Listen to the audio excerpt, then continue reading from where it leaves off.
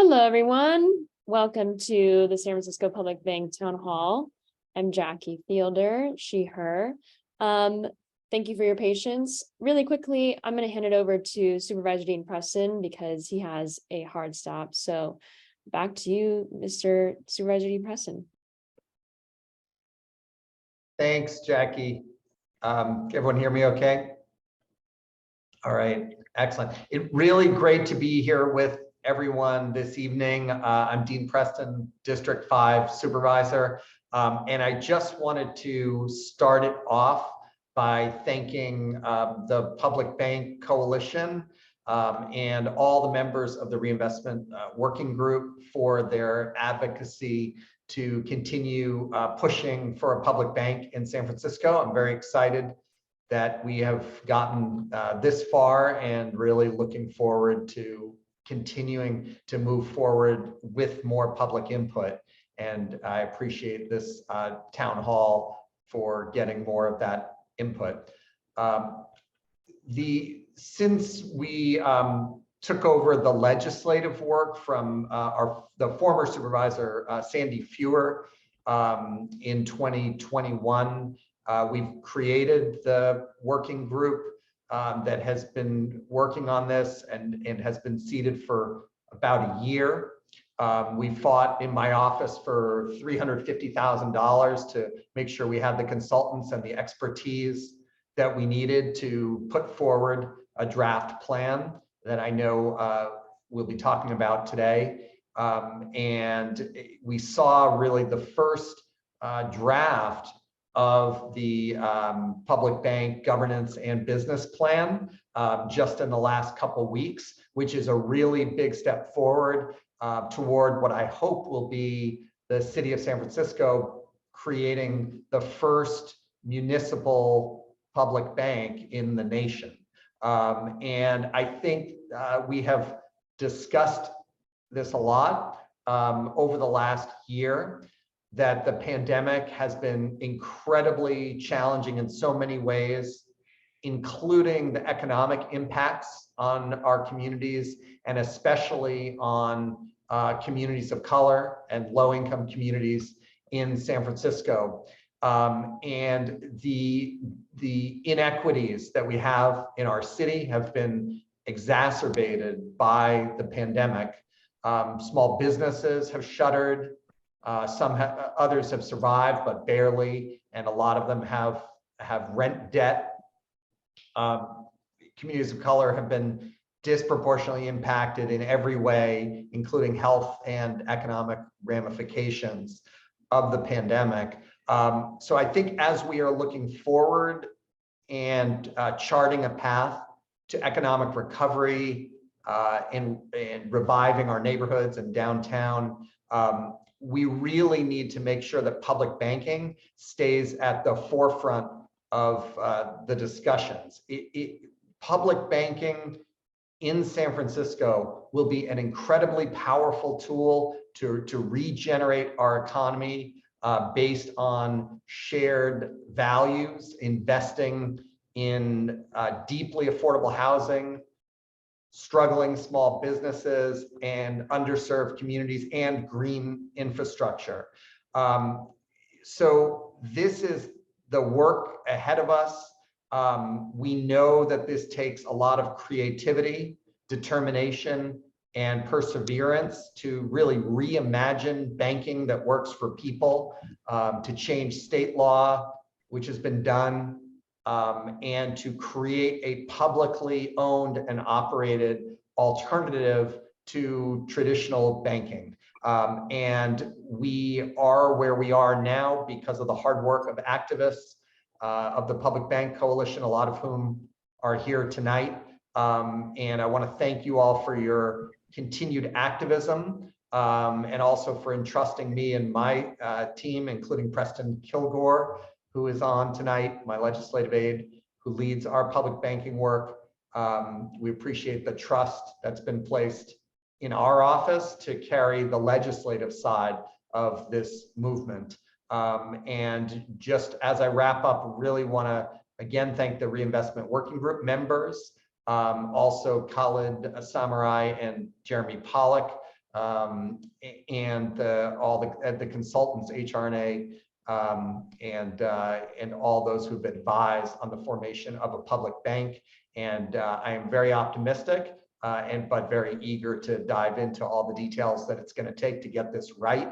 But as we look at the details, I think it's just important to step back and recognize how important this effort is to transform banking in our city, to invest in small businesses, affordable housing, and green infrastructure, and to do it in a way that is accountable and transparent through a public bank. And I am eager to make San Francisco the first city in the country with a public bank. So thanks very much for giving me some space to talk, and looking forward to the meeting. Thanks.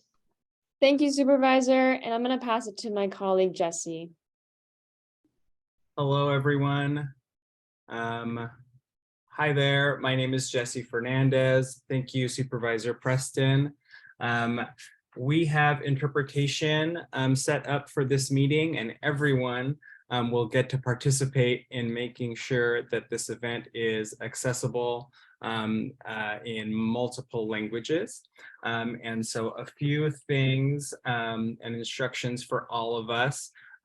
We all will need to join a language room, and the way that you do that is by selecting the globe that is at the bottom of your Zoom window. You will select that globe. You will select the language room that you want to be in. And today we have accommodations for those who are speaking English, those who are speaking Spanish, our comrades in the Filipino, Tagalog speaking community, and Chinese Cantonese. So you'll select that language for yourself, and you will have the option to mute the original language if you do not want that to be paired with the language that you are receiving from your interpreter. So everyone will go ahead and do that after I deliver these following instructions, and then we'll hear from our round table of interpreters to repeat these instructions in language for folks in the room. The last two things that I'll say is, just like our supervisor modeled, please speak slowly and clearly so that our interpreters can do their work and interpret the important words that are going to be shared today. And have fun is the last thing. So I'm going to ask Heidi to share those instructions with folks here in the room who need Spanish interpretation. Thank you. Buenas tardes, mi nombre es Heidi Boites, una servidora proporcionando interpretación simultánea en español. Le pedimos que por favor vaya a la parte inferior de su pantalla y busque el globo terráqueo. Si está acompañándonos a través de un teléfono inteligente o una tableta, busque los 3 puntos o la palabra más, si sus configuraciones están en español, o more, M-O-R-E, para encontrar las configuraciones y acceder al lenguaje. Una vez que llegue a el lenguaje, seleccione el lenguaje de su preferencia, en este caso español, y le pedimos que ponga en silencio el audio original para solo escuchar una voz. Usted podrá tener acceso al lenguaje inmediatamente, pero si está en teléfono inteligente o en tableta, necesita presionar la tecla Done o terminado, activado, para que entonces se realice esta acción en su teléfono inteligente o en la tableta para tener acceso al español. Gracias. Thank you very much. Esther? Yes, magandang gabi. Mga tagubilin sa pagpili ng wika. Kumusta? Nag-aalok kami ng sabay-sabay na interpretasyon sa panahon ng pagtatanghal.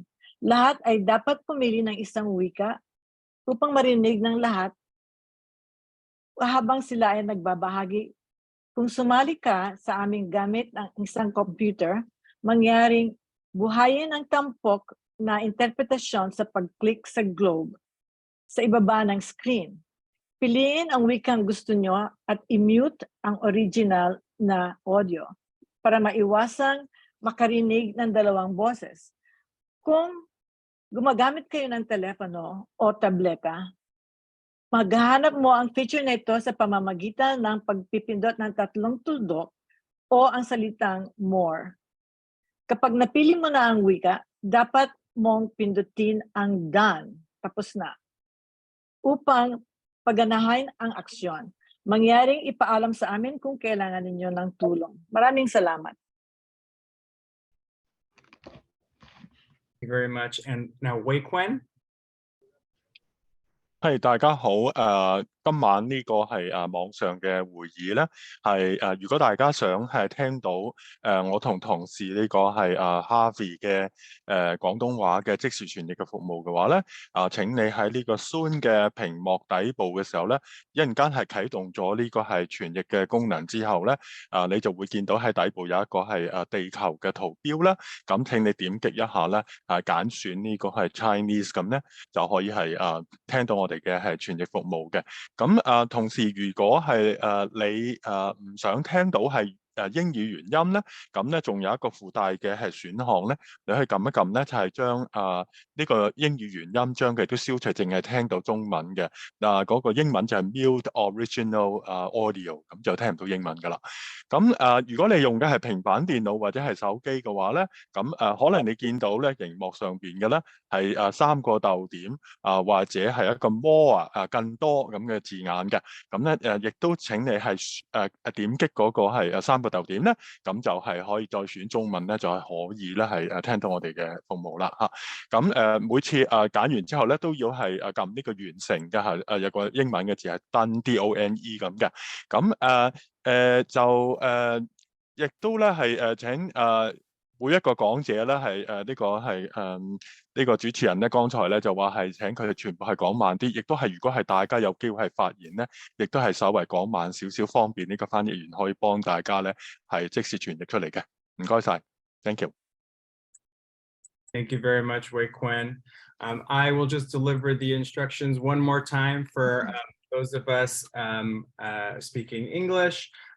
Please navigate to the bottom of your Zoom screen, select the globe to find the options for languages. You'll select English to enter that room, and please select mute the original audio so that we can have things run smoothly.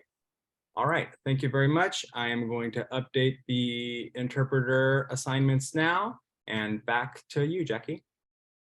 Thanks, Jesse.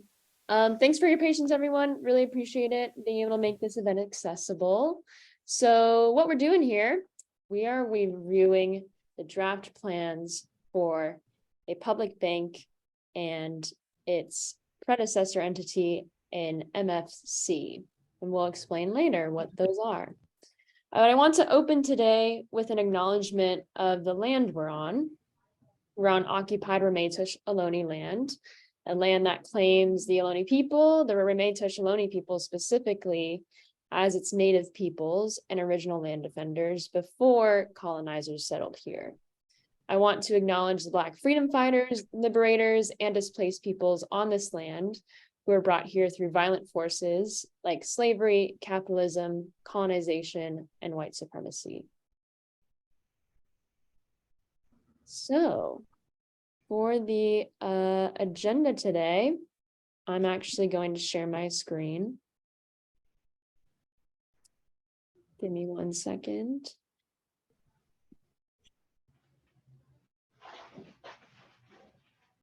The agenda today, we'll go over how we got here, who is who in this process of the draft plans, the timeline going forward, why we need a public bank, and various sections of the business plans, as well as intermittent Q&A. So if you have a question, we encourage you to put it in the chat. If Jesse, is there anything else to add on putting questions in the chat? No. Okay, thank you. And we'll end with next steps and a call to action. But I hope you are buckled up for a lot of material today. So I can start with just how we got here. Again, my name is Jackie Fielder, co-founded the San Francisco Public Bank Coalition in 2017 with my friend and great co-organizer Curtis Wu. And since then, we've been teaming up with Poder SF, with a number of other amazing environmental and affordable housing groups like Choo Choo and economic justice groups like Lawyers Committee for Civil Rights, Supervisors Fewer, and most recently, Supervisor Dean Preston, to work on establishing a path for San Francisco to create a public bank. And we're here right now because we have these draft plans before us. In some sense, it's a miracle that they were able to come about. The San Francisco Public Bank Coalition is founded on a mission to establish a public bank that serves the social, environmental, and economic wellness of our city. And there's been a lot of discussion about public banking, even going back to the Great Recession, 2008, and the crisis there. There was a Treasurer's Task Force that assembled in 2017, I believe. It's been a long time. But this task force, from the start, wasn't invested really in, going from our ideal institution and working backwards to what it would take to get there. And in 2021, we passed an ordinance with Supervisor Dean Preston that dedicated specific staff and funding to actually have a serious conversation about a public bank, what it would take. And this group is called the Reinvest in San Francisco Working Group. Misha will get into them in a little bit. The work where this is housed in the official ecosystem of San Francisco City Hall is the Local Agency Formation Commission. It's a tiny commission. It is responsible for conducting studies, especially around studies that are kind of non-traditional. So this was where the public bank really fit. And I'm actually a commissioner on the Local Agency Formation Commission. So thanks to Officer Jeremy Pollack of the LAFCO, as well as Colin Samurai, who's also on this call, who is our real manifested policy analyst for the San Francisco Public Bank, and is here to answer any questions if we need. At this point, I'm going to hand it off to Misha, who is our brand new, relatively new organizer for the San Francisco Public Bank Coalition. Hey folks, it's an honor to be here and represent the work of the coalition. My name is Misha, they, them pronouns, and yeah, let me keep going with that PowerPoint, if I may.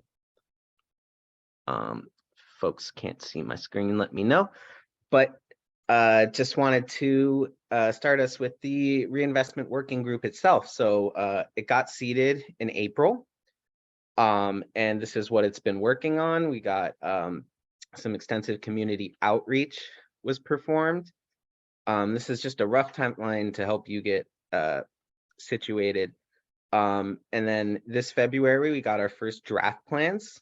Like Jackie said, this is sort of a two-phase process. So phase one is the MFC, the Municipal Financial Corporation.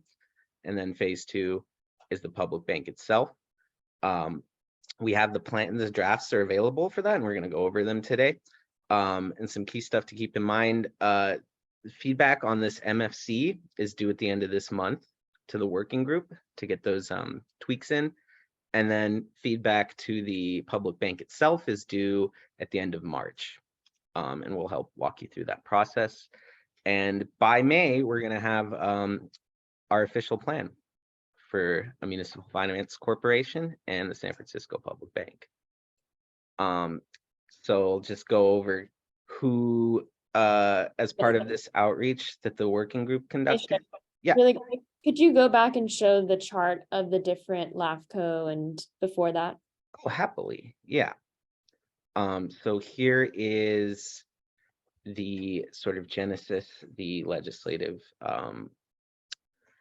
direction of it. So the Board of Supervisors passed an ordinance establishing and seating this working group. It was established under the local agency formation commission, and the aided through staff, Khalid Samurai and Jeremy Pollock, and which established this working group. And this working group hired consultants, HR&A consultants, who are the ones actually drafting and producing the plan at the behest of the working group. Oh, and there you go. I had this stuff lurking. So yeah, Supervisor Dean Preston passed the ordinance. Preston and Jackie Fielder are on LAFCO, and that's what formed the working group. On this working group, we have, and in attendance with us today, we have Kristen Evans, Fernando Martí, Michelle Pierce, and Sylvia Chi from various constituencies, and they're going to be with us tonight to answer your questions, and they're available. And the other consultants hired, just flagging this, by the working group, HR&A is drafting the plans, Contigo conducted the community outreach, and Finley is the de novo banking expert who's started banks in the past. Never a public one, because we're kind of pioneering stuff here, but that's where we're at. So back to the outreach. Who was outreach to? Contigo conducted focus groups around these specific areas. I won't take too much time here, but just keeping in mind, you know, the real focus areas around people who would be, you know, really participating in this program at the behest of the community. So just to give you a quick purview of some of these groups that were invited, I invite you to read this. I won't read them all aloud to you, but a pretty broad range in affordable housing development, got a lot of expertise there. CDFIs, CFIs, and credit unions. So both depository and done. And then a lot of experts in the green investment and environmental justice world. And of course, local enterprise, small business. These folks were really able to give kind of specific feedback that informs some of these loan products, making them actionable. There's also some individuals and organizations in addition to those kind of three main buckets. And this is sort of the range of participants in the focus groups. So what have we got? What has the working group been up to? We got the consultant activity. So bit of time was spent on contract negotiation, just being transparent about that. And then some really exciting conversations around governance, around capitalization. So how we're going to get the money into the public bank to lend, and around regulation. And you know, during the course of this, the Reinvestment Working Group invited some experts to really educate and dialogue with this group. So Dr. Tarmis Marwa, really sort of the leading public bank expert. The Treasurer's Office and the tax collectors have members engaged in this process. The Budget and Legislative Analyst has produced several reports. The policy analyst, Khalid, has also issued reports. We invited two advisory board members of the Public Bank of North Dakota, the existing successful public bank we all point to. And we've interfaced with regulators. So the FDIC, which is the federal insurer, basically backs your bank's deposits. And the California DFPI, who is the one who's going to be authorizing the public bank. And because of the legislation, they require FDIC sign off, and as well as these focus groups. So where are we at timeline going forward? We extended the working group in part just to give us enough time to really finalize these plans. And so you'll see the deadlines here and here. Feedback on this draft plan for the MFC is due on the 28th. Feedback for the public bank itself is due on the 30th. We're going to get our final draft release on May 10th. And I think that next working group meeting, it meets every third Wednesday of the month, is going to be a really big forum for that. And in terms of getting your feedback on this plan, we've set up a Google Doc for you. You're also encouraged to email us. We're really here to help you make sure that your insights are reflected. And this is just a helpful reminder, the DFPI, it's really California centric, and the FDIC, that's a Washington thing. This is a great time to jump into. I know we threw a lot at you, but we've got a follow along guide we've prepared. I think we emailed it to folks. I'd encourage my colleagues to spam it in the chat as much as possible, but check it out. A lot of the documents we'll be referencing are in here. And one thing I just want to highlight, and this is something I feel like a lot of us know, but I think it's important to uplift that this draft plan itself really acknowledges this, making the case for why does San Francisco need a public bank? And really, this is grounded in principles of social justice. The current banking system has failed San Franciscans. I think that's clear. You can find a lot of negative outcomes in terms of equity in the way that this has been that financing has been made available to people of color in San Francisco and low-income folks. And to that, the gaps are huge. So these are in the report, but they're reflected in various reports and reporting as well. There's a gap of $400 million a year to meet our affordable housing needs. Local minority owned enterprises, tens of millions of dollars a year, less financing and funding than is needed. And in the San Francisco Climate Action Plan, funding that is going to cost about $1 billion a year. So the need for financing is tremendous. And with that, I think I'm going to hand it back to Jackie. Thank you, Misha. I'm going to share my screen so that I can be in charge of my slides at this point. If you want to stop sharing, thank you. Give me 1 second. Okay, so now we're at, let's talk about what the plans say about, we're going to cover all these 3 areas, but first we're going to go into governance. So we're going to talk about the public bank governance structure first. We're going to talk about the MFC governance structure very soon, but right now we're focusing on the public bank. So the mission that we in the coalition had outlined for a public bank is the San Francisco Public Bank shall advance social, economic, gender, racial, and environmental equity.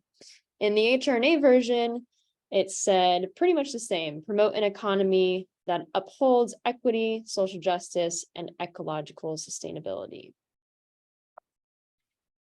The principles that we have as a coalition are public ownership, community wealth building, local control, public welfare, indigenous rights, and so on. And we elaborate more on these principles at our website, sfpublicbank.org. You can check it out later. Maybe we'll pop it in the follow along guide. The principles that are in the HR&A plan for a public bank are pretty much the same. It seems that what they did was consolidate underserved communities and public welfare and just reworded prohibitions to be harm avoidance. And that's where they detail what is not going to be allowed to be funded by the public bank. So I first want to take a tour of what already exists in San Francisco as far as governance models. This is very boring for some. This is personally my passion, but the San Francisco commissions are disproportionately appointed by the mayor. The largest commissions are the Youth Commission and the Human Rights Commission, which have 17 and 11 members respectively. Other commissions generally have 5 or 7 members. They are usually allowed to be removed by the people that appointed them. So if the supervisors appointed them, the supervisors have the power to remove them. And the same goes for the mayor, same goes for any other elected or official office that has the appointing power. It's usually how it goes. And San Francisco has interesting departments called enterprise departments that can collect revenue. They have their own budgets.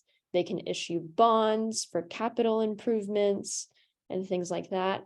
They include the SFPUC, the SFMTA, the SF Airport Commission, and the Port of San Francisco.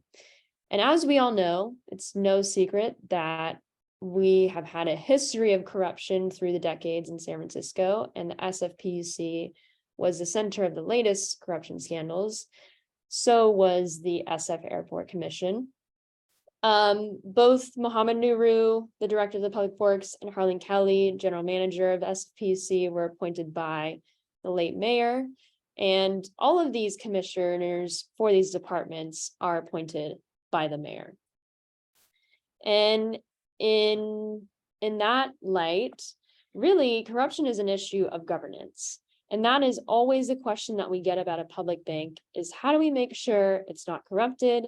How do we make sure they're spending our funds in the right way? All of these questions we also share at the San Francisco Public Bank Coalition and took into account when generating the proposal for an SF Public Bank governance structure. So what is in the plans currently are pretty similar to what we have proposed in the San Francisco Public Bank Coalition. So this is a model where you see a bank board of directors. The blue box is actually the CEO, and the 2 gray boxes are seats from what's called the Banking Oversight Commission. And we went for a 2-tiered structure for a few different reasons. One reason is it creates a buffer between the Board of Supervisors and mayor and the bank. Bank Board of Directors manages the kind of day-to-day lending decisions and has the fiduciary duties, you know, the actual responsibilities to answer to regulators, to make sure the bank is staying afloat, all of that very particular financial in the weeds details of running a bank. That is the 7-member bank board of directors. Above them, we wanted the Banking Oversight Commission to be able to kind of serve as the shareholder body of the bank. And I'll go into this in a couple of slides, but you can see here, there's a split between the Board of Supervisors and the mayor as far as appointments. And these 2 gray blocks here in the bank board of directors actually are observing members from the Banking Oversight Commission. They do not have power in the bank board of directors, but they do have the power to oversee the meetings. So the way that we went about it in the coalition, we proposed this 2-tiered governance structure, a 25-member, which is unheard of for this kind of enterprise or this kind of undertaking, 25-member Banking Oversight Commission, and also a 9-member board of directors. Plenty of research from around the world showing that this is a proven model, especially thanks to Thomas Marois for that research. And we really wanted the Banking Oversight Commission to not only elect the board, but also set the policy. Unfortunately, for reasons we'll detail very soon, the current draft has it so that the Banking Oversight Commission does not set policy, but instead advises the board. Still elects the board, but it advises. Here's a breakdown of the seats that we had contemplated for the Banking Oversight Commission, that large 25-member body. And HR&A actually did keep these in the draft plans. You can see there's a lot of actions that are aligned with a lot of our lending priorities that we want for the bank, a lot of the issue areas that we think that the public bank can help support in our city. Affordable housing, renewable energy, some city departments, some city institutions, organized labor, minority or women, small to medium enterprises, that's basically small businesses, worker owned or controlled enterprise representative, community land trust or housing cooperative. And continued here on this slide, we have the other seats that are designated. Cultural district representatives, credit union, community bank, CDFI, more organized later, and the bank workers union. We thought it very important that the eventual bank have its own workers be unionized, and we want them to be represented on this board too. All right, so going into the Banking Oversight Commission, this is our version. There's a lot of information here. I just explained it, but pretty much what I said is all here. 4-year terms, initially staggered, can be removed by their appointing officer. Term limits, special committees, especially related to lending and sustainability, ethics and equity, and community outreach. We think that they would initially meet monthly and then reconsider once the bank exits a kind of review period. And this Banking Oversight Commission would vote on the CEO, who would be nominated by the board of directors. So this was what we had in mind, and this is what we advocated for. This is what is in the plans. Most things kept in the plans, and you can see that some of it was eliminated. Commissioners can be removed by their respective appointing officer. In the plans, they cannot be. There's also a simple 2-year term limit for people to serve on the Banking Oversight Commission, and no power to vote on CEO that we saw. Staggered terms, 1-year term, 2-year term, 3-year term, 4-year term initially, and then from then on, each member can serve 2 terms before being termed out. Bank board of directors, we had thought that this bank board of directors would oversee the bank operations, select the initial management team, and nominate a CEO. They're, of course, as I said before, they're ultimately responsible for managing the activities of the bank. And in the plans right now, they do not nominate a CEO, they oversee the execution of the business plans. Here's a quote directly from the plan that talks about the 2 members who have observation rights to the bank board. So that was an interesting addition. Here is how the current draft plans outline who should be able to serve on the public bank board of directors.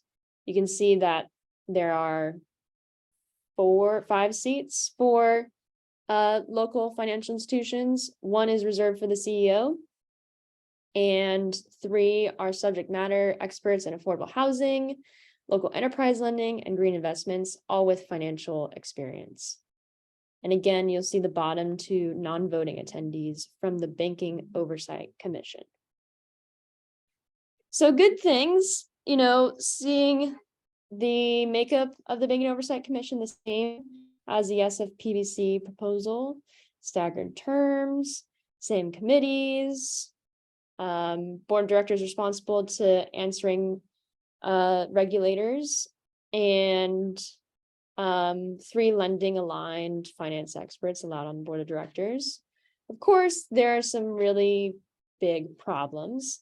And one is, of course, the fact that the Banking Oversight Commission will be advising the board, but not making any decisions related to the operation of the bank. This is also in the plans. It has the Banking Oversight Commission liaising between the bank and the city of San Francisco government and reporting on the bank's performance and impact, communicating with city agencies and entities. The problem is if the Bank Oversight Commission liaises with the city but has no power to implement policy, they're having to answer for policies that they aren't in charge of. The big reason for this was because we heard from the regulators, DFPI, FDIC, that they had a really hard time with giving power to the Banking Oversight Commission because, as we saw in the chart before and a number of slides ago, they're ultimately responsible to voters, and that is something that they couldn't stomach, even though this is a proven model around the world. So there is also the outstanding question of who appoints the CEO, if not the board of directors, with a vote from the Banking Oversight Commission. Main takeaway here is regulators need to see that a democratic governance structure works for a public bank. It works around the world. San Francisco Public Bank Coalition, we're currently hashing that out, but we will not compromise on democratic accountability and transparency. So at this point, I wanted to see if there are any questions in the chat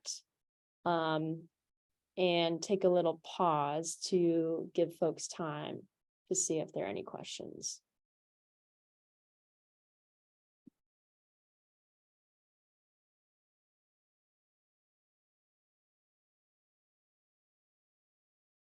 Give about 30 more seconds.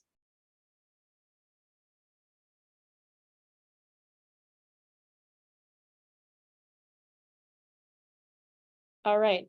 Now is also a good time to plug the follow along guide. So if someone could drop that in the chat as well. Where has the model worked? Good question. Model has worked, the 2-tiered structure has worked in Germany with the KfW Bank, in Costa Rica with the Banco Popular. The important part with those 2 governance structures is that the large oversight commissions that they have, the top tier, Banco Popular has, I think, more than 100 members on there. It's a workers' assembly, actually. So they have real power to implement policies that the bank board of directors, bank itself, is responsible for implementing. Same goes for KfW.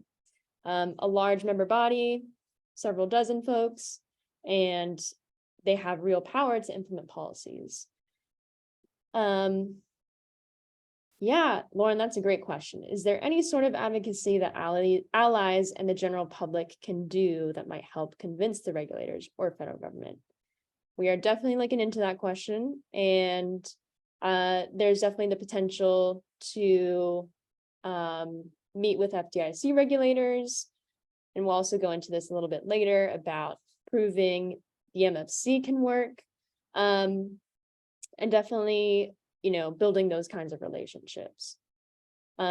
Stay tuned and sign up to our email list to stay afloat. What power or responsibilities does the mayor have? I'll bring up the diagram again. So back to this. Mayor has power to appoint these seats. Hope that answers your question. Thank you so much for the questions. I really appreciate it. Jackie, I think there was a question about the amount of capitalization, the 50 million. Okay, we'll talk about that later in the presentation.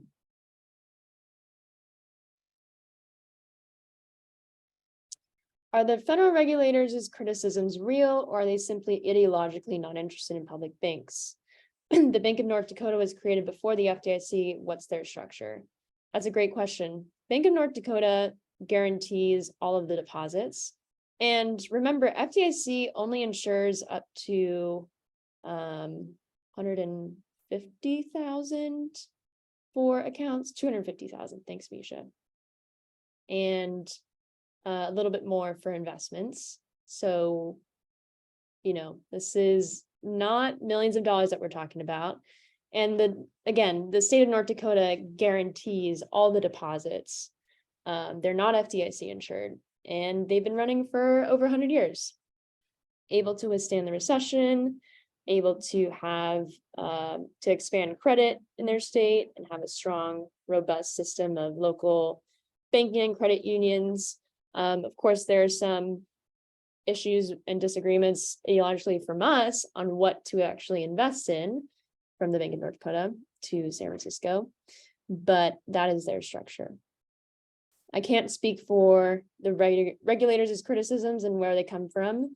It could be a little bit of both, but regardless, as California law has it, they are the ultimate arbiters of whether a public bank gets FDIC insurance, which also means DFPI in California will not charter a public bank unless it's approved by FDIC.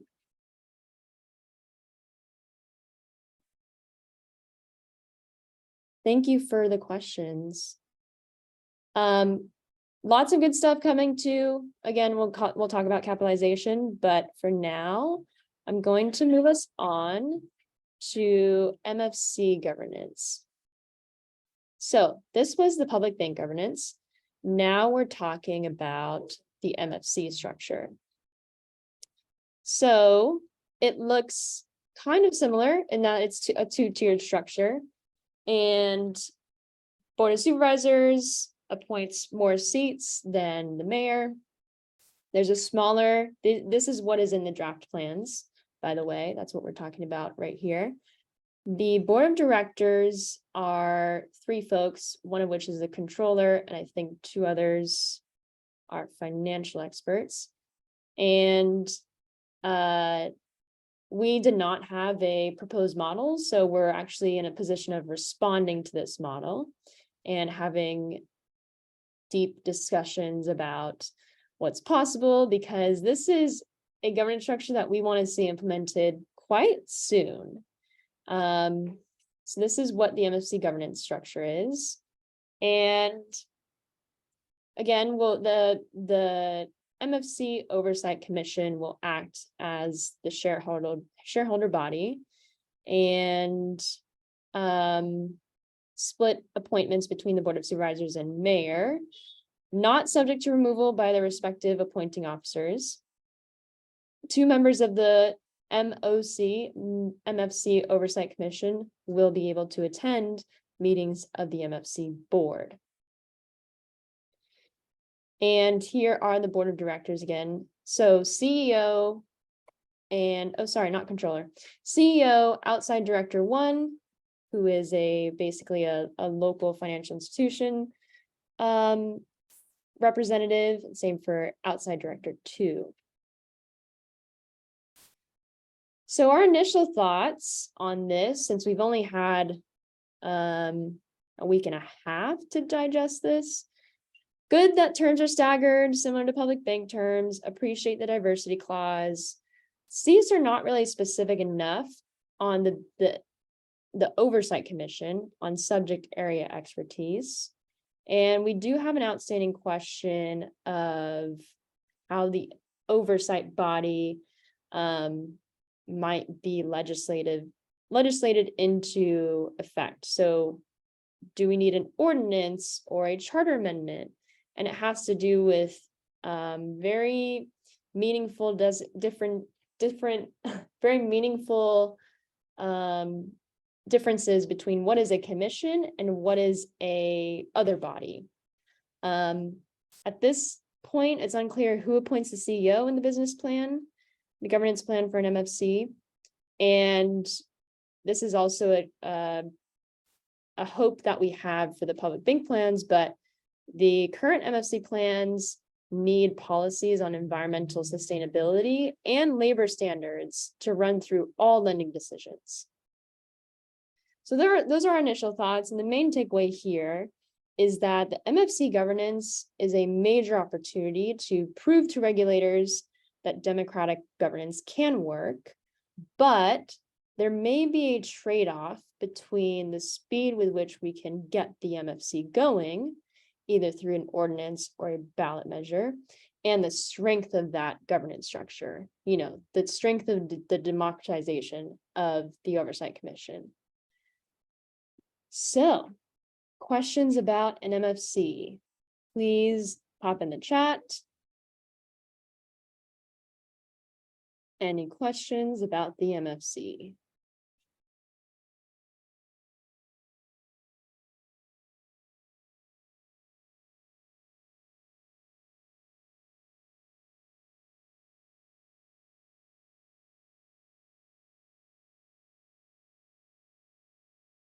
Again, these are ongoing conversations, and we welcome your feedback. There's that link to submit your feedback to make sure that you're heard. Question from the chat, what does MFC stand for, please? I'm so sorry we didn't make a point of clarifying what an MFC is. It's a fancy term for a non-depository bank. It's called a municipal finance corporation. Are these positions unpaid / voluntary?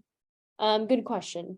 So it is a question of also if these board positions, if these commission positions technically fall under city HR policies. And as a commissioner myself, commissioners don't get paid much, $100 a month for at least 3 hours of your time. Definitely more if these folks are involved. So we're definitely also asking the question of how do we make sure that folks, especially from underrepresented communities, get a chance to serve and get compensated for serving on some of these bodies.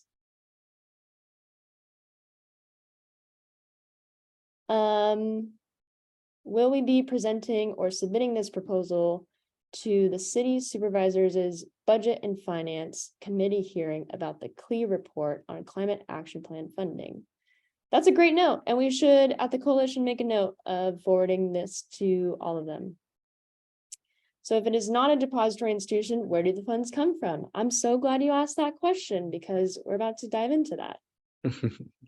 Excellent transition.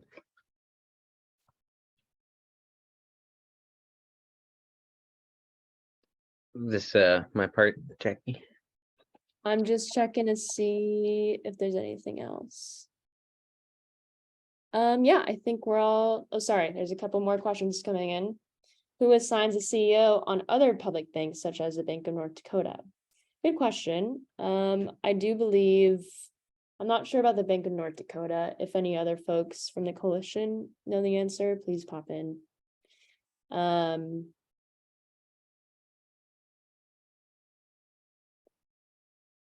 Sarah's question, sorry, CEO, I'm quite positive that in Banco Popular and KFW, that those larger bodies, this top tier, ultimately approve of the CEO in their position there and have the power to remove him or her or them. Can the MFC possibly lose the money entrusted to it? Banks regularly lose money, and they budget for it in loan losses, a few percentage points of what they actually have lended out. So that's always something that's a possibility and is actually something that is usually accounted for.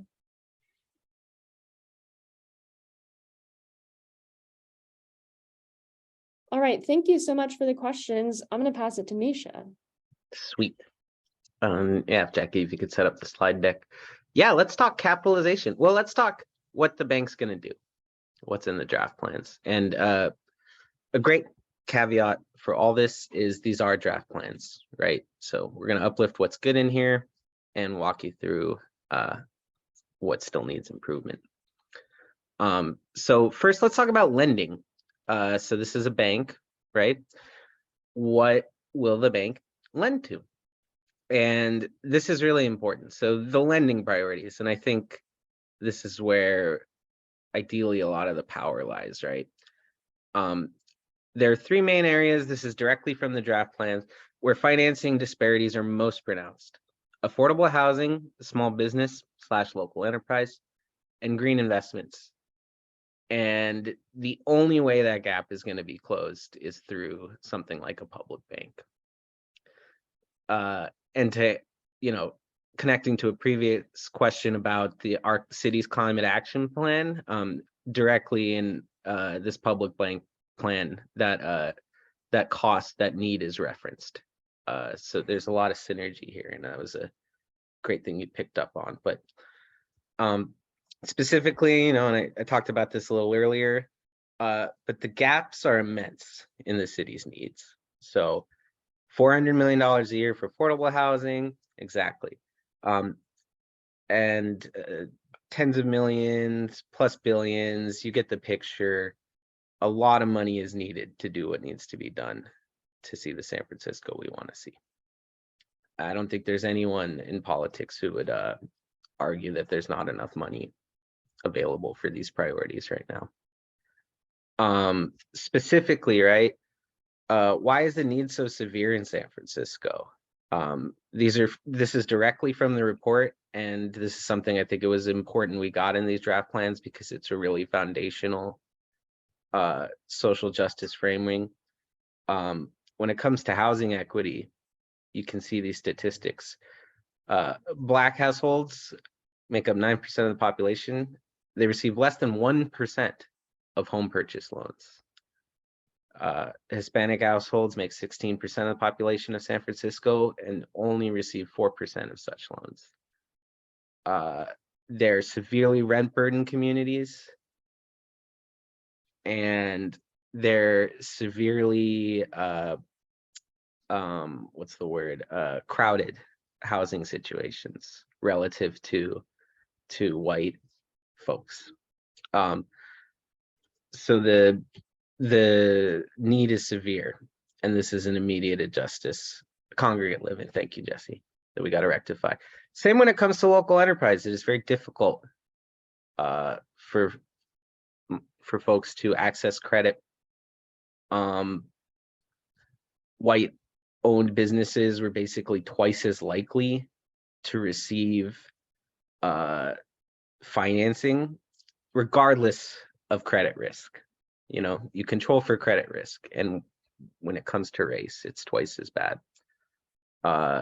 The disparities are really severe, and it's baked in, and it's really, I think, the genesis of why we need a public bank. And once again, it was a great victory, I think, to get this reflected in the plan. This is not simply about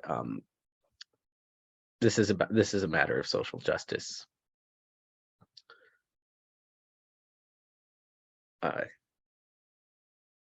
Yeah, I think these stats speak for themselves. If I could go to the next slide.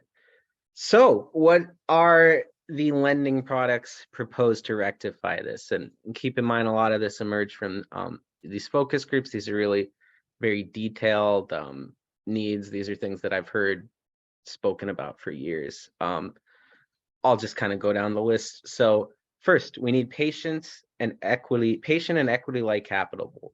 So long-term loans to community-based organizations. Think of something like MEDA in San Francisco. They need long-term financing, so they're able to go to other funders and leverage that funding. They also need short-term financing. We call that pre-development loans, to get these projects off the ground. They need gap financing. So affordable housing developers sometimes have mismatches between costs and revenue, unexpected costs. These things come up and they can really throw a spanner in the works. So once again, all of these things would really accelerate affordable housing production and meet those the city's severe gaps and needs. Folks also need credit enhancement. This is a big one. So they need help establishing credit enhancement. Folks who have low credit, bad credit, no credit, still need access to these services. And the public bank could really help provide some products that help those folks get those loans, build that credit. They need help with loan guarantees. So setting up guarantees on construction loans, completion, tax credits. Once again, all of this is to really ensure that affordable housing can get done in San Francisco. And of course, supporting alternative products, things like land banking, community land trusts, various, successful models that we're really excited about that are not typically served by traditional financial institutions. So that's affordable housing. Up next, we got local enterprise. So local enterprise products, folks need, there's a sort of a gap in lending. So loans between $350 to $1 million that support businesses that are growing, but still too small to receive adequate support from traditional banks. Folks need help with startup capital. So $50,000, $100,000 loans for folks just getting a business off the ground. Folks need lines of credit and servicing for that. So especially those accounts whose accounts receivable are on longer terms, or whose accounts payable are on shorter terms. It just gives folks that flexibility to really respond. And we need, once again, credit enhancement similar to affordable housing. This is a big thing we're running into a lot.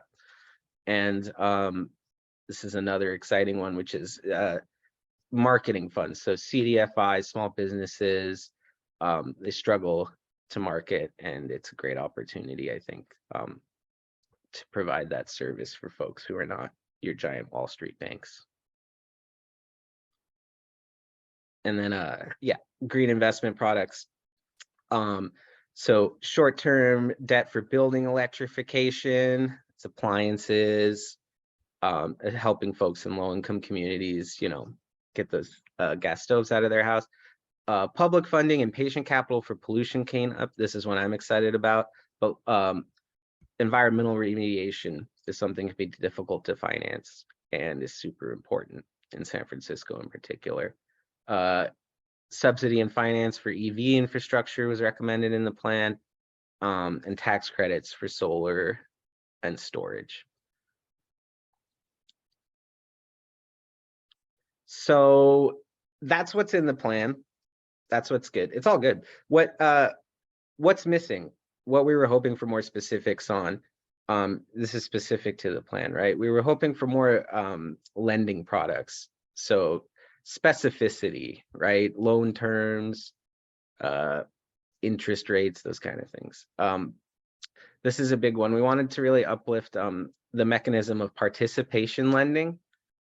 This is something I think we're finding is really going to be essential to the function of the public bank, but the public bank will be working with CDFIs to really leverage funds, to meet communities where their needs are at. And that's something we didn't think was uplifted in the plan enough. We thought the alternative products, as they call them, land trusts and co-ops, that section was a bit thin and needs to be bulked up.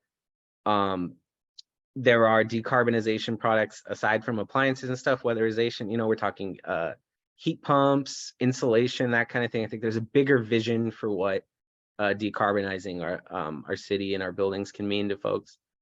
And we really want to encourage this entity to really be sort of a clearinghouse, a central coordinating space for city agencies to lend to each other. Yeah.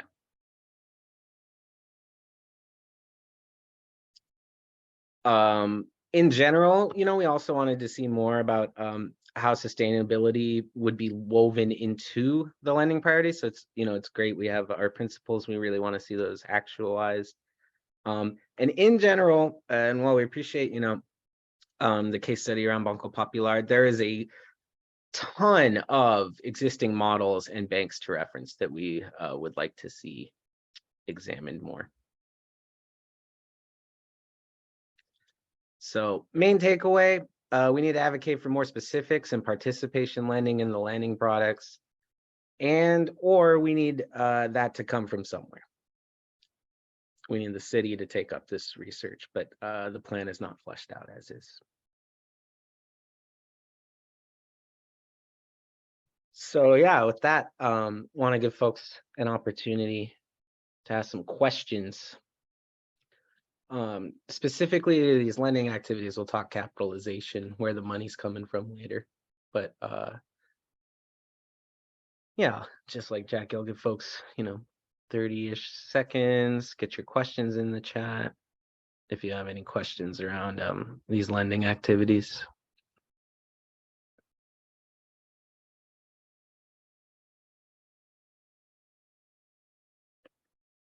Making great time.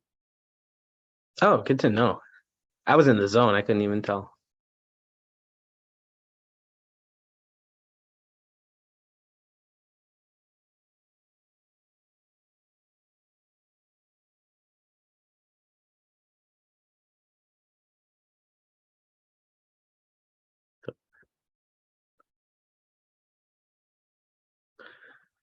Cool. Oh, that's a good question. I'd like to kick this to our panelists. Who decides who gets the loan for what? So, Sylvia, Kristen, Jackie, Khalid. If any of our representatives want to help with this one.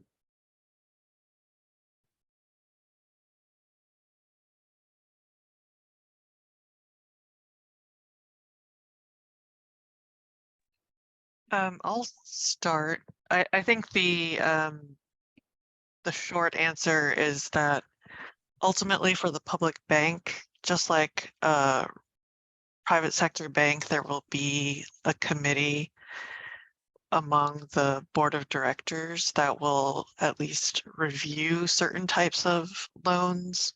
But that committee would create the policies that would direct the lending.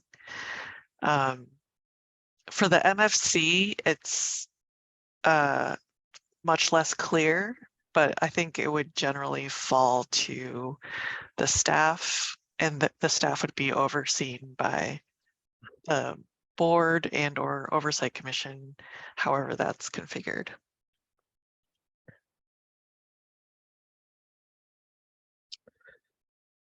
Great, thank you, Sylvia. Hope that answers your question, Anastasia. Next question we had, how will the risk assessment for the loans be different from traditional banking institutions?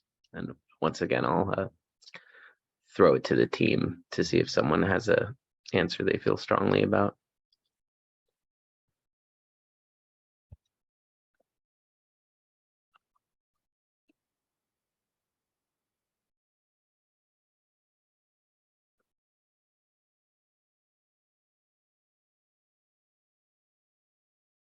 Not to put you on the spot, Sylvia or Khalid.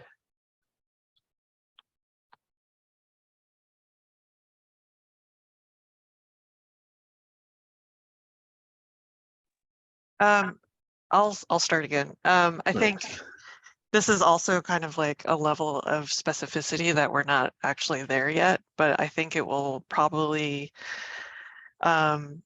the risk assessment will be approached differently in that, like, I think we will look at some more like holistic factors that aren't generally used by the traditional banks, and also just in line with the kind of mission-based principles that we've already talked about. Great answer. This next question is a question about working with the consultants, essentially. I wonder, gotcha.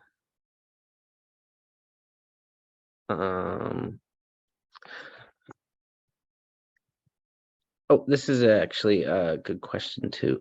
Some of the activities mentioned will not be easily able to pay back. Environmental remediation, for one example. And some of these proposed loans would be higher risk. What's the plan to deal with that? Does any of our panelists want to field that one?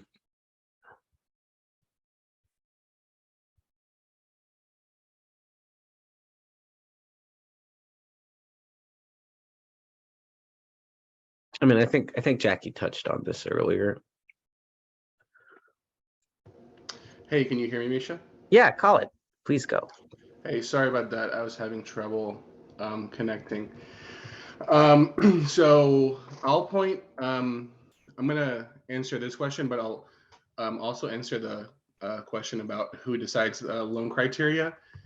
So the structure proposed for both the MFC and the public bank includes committees like audit risk committees, loan committee, specifically for in both the public bank and MFC draft would be making this choice. And as far as criteria for riskiness, that would be the audit and risk committee. Again, in both the MFC and the public bank. And that's towards the end of those structures. And then, is there another question about MFC?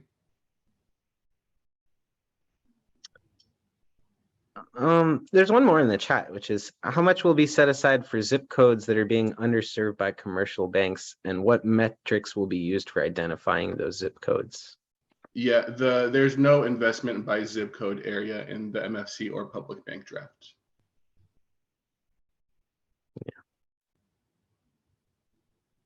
Again, a great time to submit feedback as well. Great.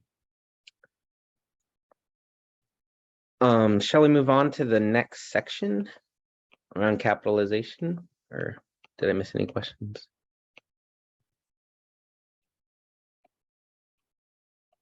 So yeah, that's the lending activities. So what we call capitalization, that is acquiring the money to make loans with, which is the bread and butter of a public bank.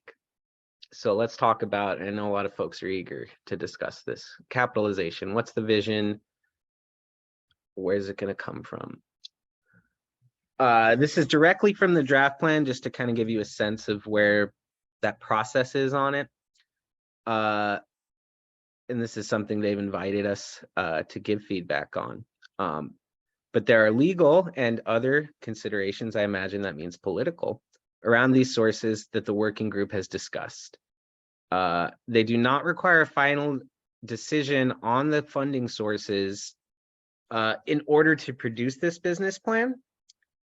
But greater clarity will help them refine the plans, and I think will also help make the case for that capitalization.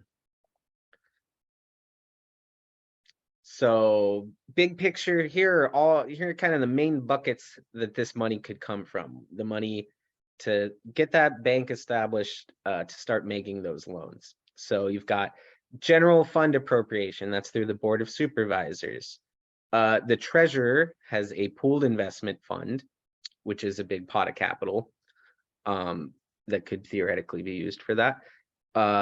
A locally controlled revenue tax would be another way to raise money, something we've experienced before.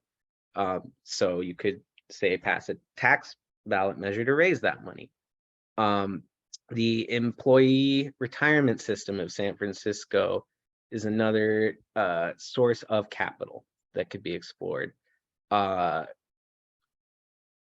caveats you'll see later. Philanthropy, once again, it's just money we're looking for. So capitalization could be in part fueled by that. Crowdsourcing is another opportunity. San Franciscans buying bonds, little micro bonds to help capitalize the public bank. And then, of course, you know, state funding.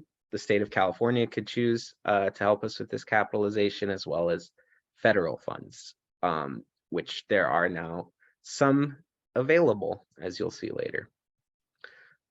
So this is kind of the big picture. What are kind of the breakdown of like, what's that going to look like politically feasibly? So general fund appropriation, that's the budget. That's the city budget. If folks here have participated in advocating around that, they're aware that that is a political process, you know, weighing the various needs. So that is an avenue that could produce the money with all the attendant drawbacks. The Treasurer's Pooled Investment Fund, this is something, if you've been attending our working meetings, you've seen kind of the discussion around. There's some memos available to this effect, but the funds that the treasurer keeps the city's money in theoretically could be used for that. Difference of opinions. A locally controlled revenue tax. Like we said, this is something that has been done in the past. So thinking about you know, various ballot measures would be another way to raise that capital. When it comes to the employee retirement system, that's a little complicated. Around the state's fiduciary laws of prudence, as well as, of course, you know, you would need to, labor would need to want to do that. And then you also have philanthropy. That's one source, especially, you know, as part of a mix. Crowdsourcing. So like I said earlier, residents could just buy a little piece of that bank just to get at that money in the first place, get a bond. That bond pays back, but it helps you capitalize. State funds, that's going to require talking to our local delegation, lobbying in Sacramento. And then, you know, federal funds is going to require talking to and lobbying our federal representatives. I think big picture, you'll see that there's a lot of potential sources. Each one requires politics.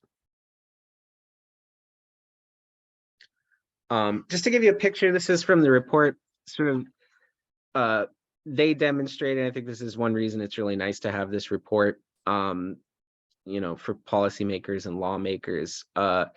So capitalization of just $50 million for the public bank itself would grow to about 250 million in assets by the end of the third year of operations. So very rapidly, this bank would get sustainable, is the key takeaway. And yeah, like I said, main takeaway, bank would be sustainable within 3 years of operation and 50 million of capital. Finding the funding is a matter of political will, not feasibility. And, you know, really that is also just a starting point. The gap is in need is obviously great. So yeah, I know folks had questions on this, but yeah, let's revisit questions about money. Where's the money going to come from? I know we had some in the chat earlier. If folks could remind me.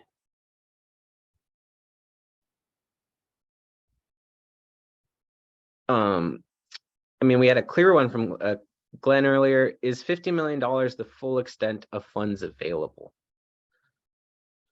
So short answer, no. I mean, the $50 million number, I think, is a sweet spot in terms of feasibility and actionability. The more, as I understand it, folks feel free to correct me, I feel as though the more money the bank is capitalized with, the more social impact its loans can have, essentially. So this number we're talking about here is sort of the baseline to make a public bank. If it were to be capitalized with more money, then it could do even more in terms of redefining risk, lending to social priorities.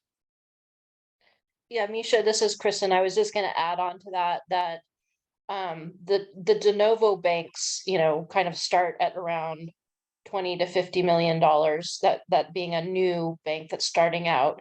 If it's much bigger than that, then the regulators might scrutinize it more.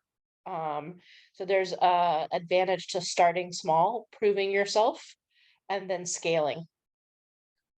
So, and the current public bank draft plan has the plan to grow the bank to about 180 million by year 3. Is that right, Colin? Don't want to misspeak.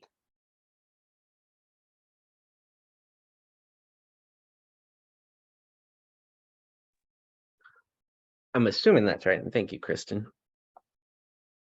Sorry, I'm having technical issues. Yes, Kristen, that is correct.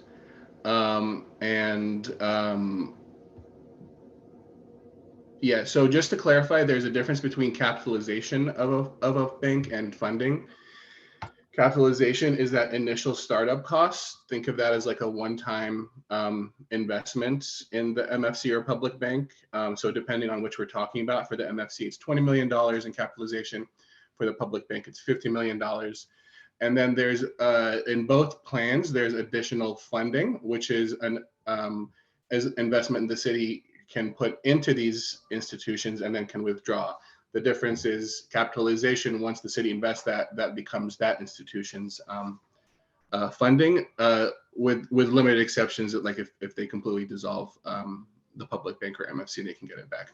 But so capitalization is a one-time payment, and the funding is a separate piece. Thank you, Colin. Oh, and thank you, Jesse. I didn't realize I just sent that to you. And then Sophia, great question. Once again, I just wonder if someone in our crew has an answer they feel excited about sharing with this one. So can you explain again the difference between the MFC and the public bank and what their relationship is? I'd be happy to take a crack, but I feel like someone could explain the whole process and vision. Well, yeah, I can get it started. So a public bank is a bank that's completely owned by the city and county of San Francisco, and that bank would be just like a regular bank. It would have to go to these regulatory agencies, the main one being it's called the FDIC, and get approval to run. That is difficult for anyone starting a bank, but especially for a city starting a bank, because this is the first time this is happening in the United States, essentially, with the exception of North Dakota, as has been said before, and that's not FDIC insured. So what we're trying to do is kind of even more different than that. The idea to get to the public bank to like kind of show the FDIC and all these other agencies that we as the city can run this institution is to do a MFC. It's a step one. It's something between where we are right now and a full public bank. And what it led the city do is give out loans, but it wouldn't let the city take deposits. So the thing to think about, like, that makes something a bank and another thing not a bank, is your ability to accept deposits. So when we get to the full San Francisco Public Bank, some of those things Misha mentioned, we can take those deposits and give out more loans for projects we care about and grow the bank. But initially, what we can do within the MFC is just issue loans for those projects to show that we have the financial management and build up that kind of paperwork to then go to the regulatory agencies in 3 to 5 years. And all of this is what the Board of Supervisors asked of the Reinvestment Working Group in the ordinance they passed 2 years ago. Okay, Colin is such a blessing, gotta say. Thank you, for real. Great question. Our banking, Alberto, great question. We get this all the time. Are banking services outside of the current scope of the bank, savings accounts, checking, certificates of deposit, etc.?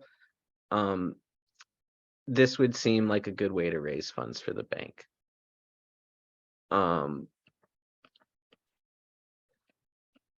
So I feel like this is maybe a Sylvia question around the 857 prohibitions, but I wonder.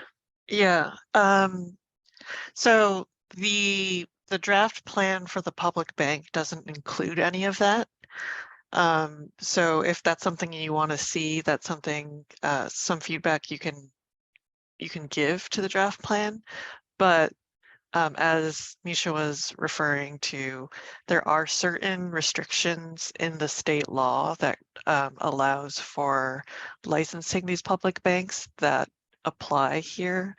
So under AB 857, the public bank model that we're envisioning is based on the Bank of North Dakota, which doesn't provide very many retail services, and they have a participatory, like collaborative relationship with community banks. So that's what we tried to create in our law, and what we ended up with is a restriction that says that the public bank can't provide any retail services unless they're provided in partnership with local community banks or credit unions or CDFIs, or if the particular product is not provided anywhere in the jurisdiction of the bank. So, that product differentiation is based on the terms of the product.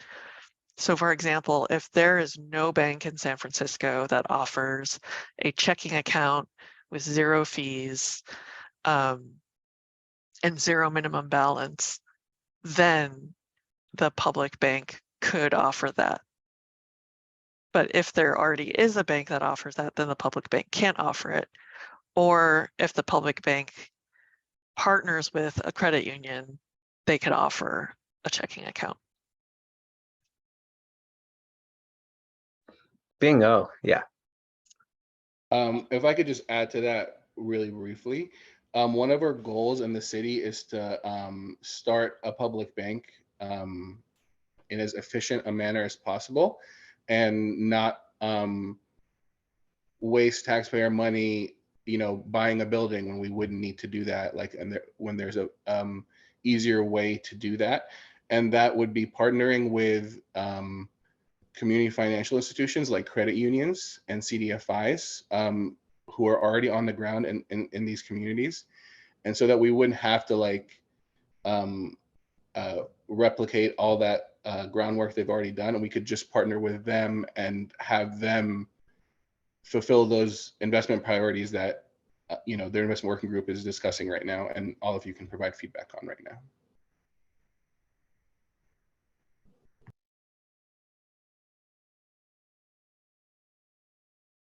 Fantastic.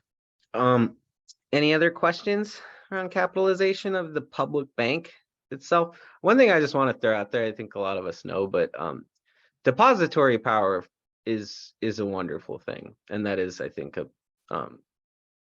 it's a North Star, right? I mean, once you're able to accept deposits, you're able to make your money move a lot more. But with that, I'll hand it back to Jackie. Thank you, Misha. And if you can, give appreciation to Misha in the chat, because that was a really long section to digest, and I think they did brilliantly. I'm going to go into MFC capitalization, and thank you all for your great questions.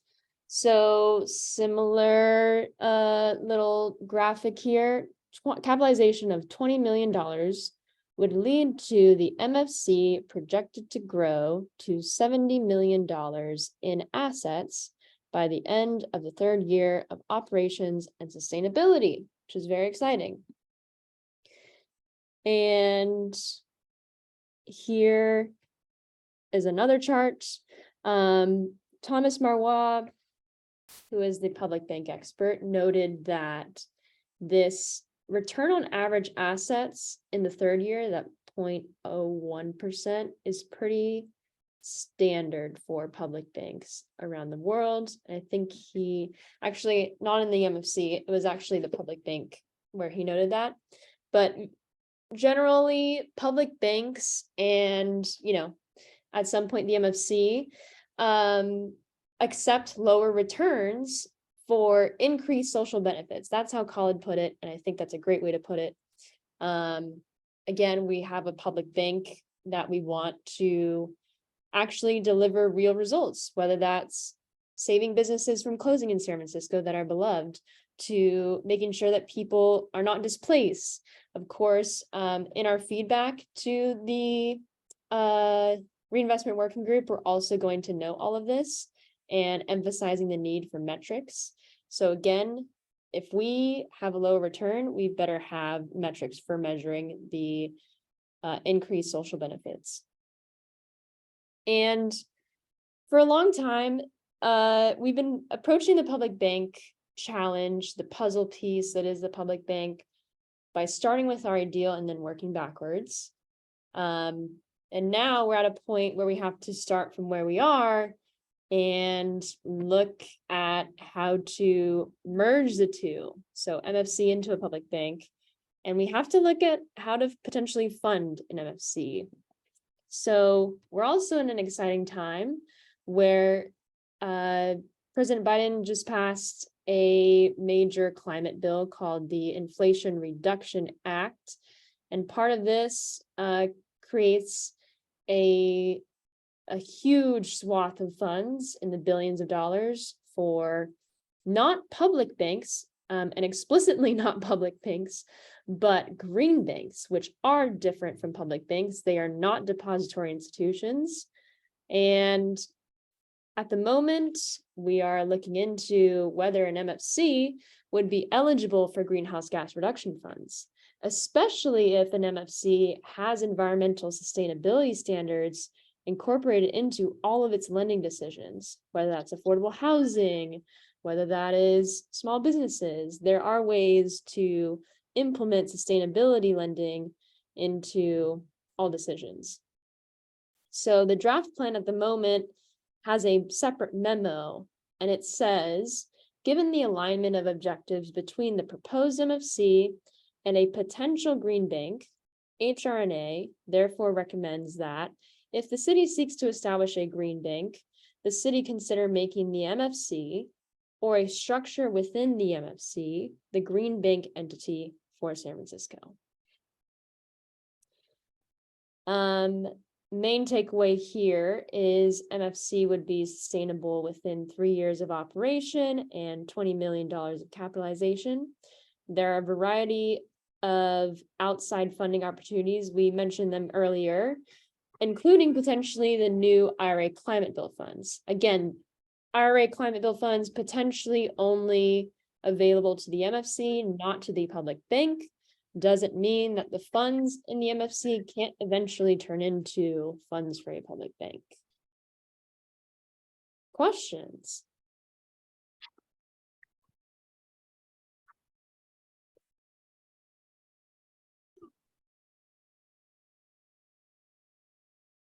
I'll wait a little bit.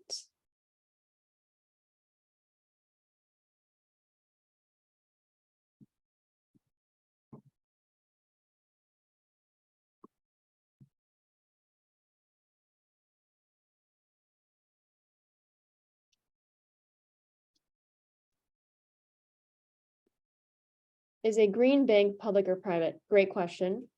I think that is dependent on the context. So in several places around the United States, there are existing green banks that are public-private partnerships. And that is certainly a question. And if you have a strong opinion about it, you should definitely include it in your feedback. And we're going to talk soon, very soon, about how to submit your feedback. But our hope is that a green bank actually, ensures that the funds dedicated from the IRA are maximized for the social equity benefit that is largely been talked about at the federal level. And a lot of talk has been given to the concept of Justice 40, which means like 40% of funds would be directly supporting disadvantaged communities and communities specifically that have been harmed by environmental racism and fossil fuel infrastructure. So there's actually a huge chunk of the city, especially on the eastern portion. Baby Hunters Point comes to mind in particular, neighborhoods along the freeways that at least in California, are considered disadvantaged communities. So we definitely want this green bank to be able to be coupled with and stacked with any rebates, any grant programs, and be able to maximize the benefits, and not to be a tool for Wall Street to just make more money. So there are active conversations around this at this point. We're Para actually, hindi maging paraan lang ito para sa mga big banks at financial institutions na kumita.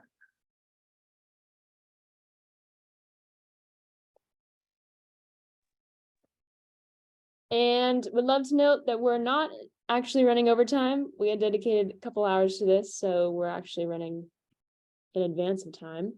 But you're welcome to hop off, and this will be recorded and shared with any folks that have RSVP'd.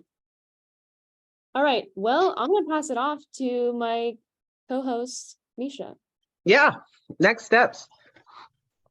Ngayon, pag-usapan naman natin. So here's what we'll do next.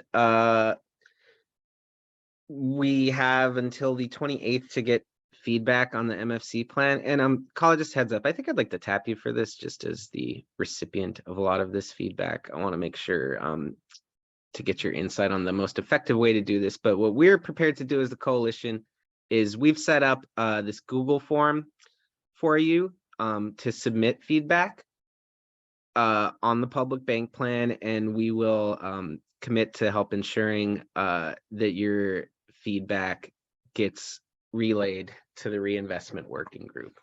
I wonder if actually at Khalid, could I tap you to just kind of explain the relationship between the RWG and the consultants in this feedback process?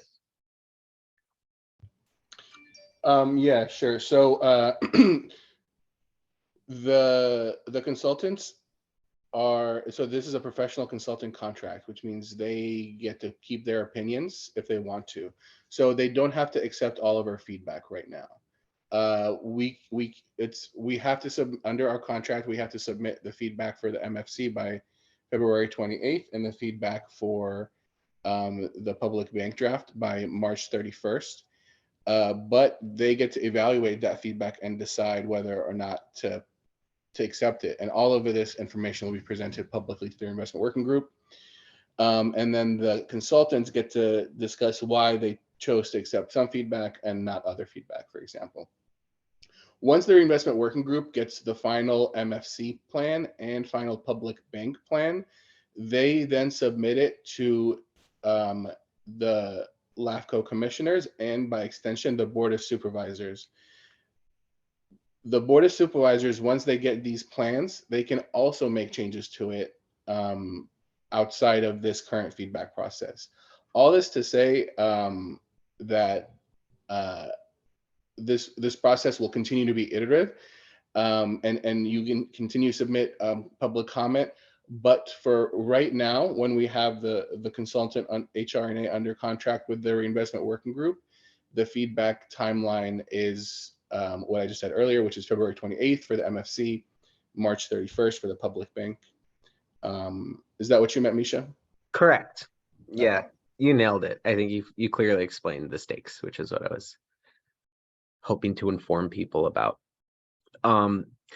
So exactly. So we will share this feedback form with you, and you're encouraged, of course, to fill it out yourself. We're also going to be issuing our own, as the coalition, our own set of recommendations, as well as sort of a letter of support. But if you trust us and want to defer to our analysis, that will be available as well. You can lend your voice to that. We'll follow up with you as a participant. So stay tuned. Please join our email list. Although I will email you as a follow-up to this event. That'll be a great opportunity to do it. And please be prepared for some campaigning. Once we've got this plan, we got to get it into action. So there will be some emailing of your supervisors at the very least.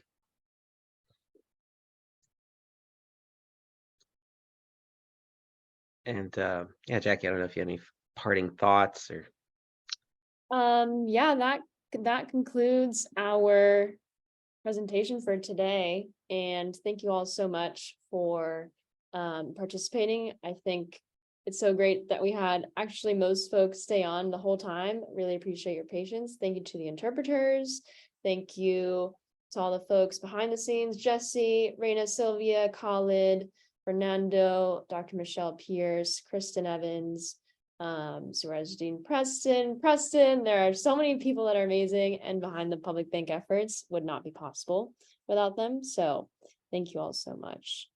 All right, we'll keep in touch. Join the SF Public Bank email list, sfpublicbank.org, and is also again the bit.ly to submit your feedback. Yeah, let me pop that in the chat before we depart.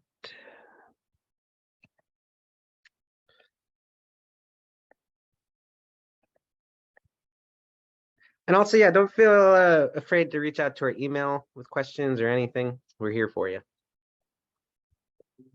Our email is publicbanksf@gmail.com.